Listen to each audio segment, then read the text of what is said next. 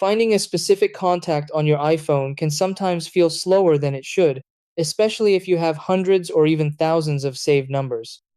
With iOS 26, Apple has made searching more flexible, but not everyone realizes there are multiple ways to quickly locate a contact without scrolling endlessly through the list.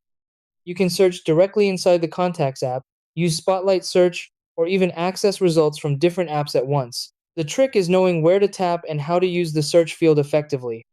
Once you get used to it, finding any contact becomes almost instant, saving you time and making everyday tasks like calling or messaging much easier. Try these. Step 1. Open the Contacts app on your iPhone. Step 2. Tap the search bar at the top of the screen. Step 3. Start typing the name, number, or email of the contact. Step 4. Watch the list filter automatically as you type. Step 5. Tap on the correct contact to open details. Step 6. Alternatively, swipe down on the home screen and use Spotlight Search for faster access.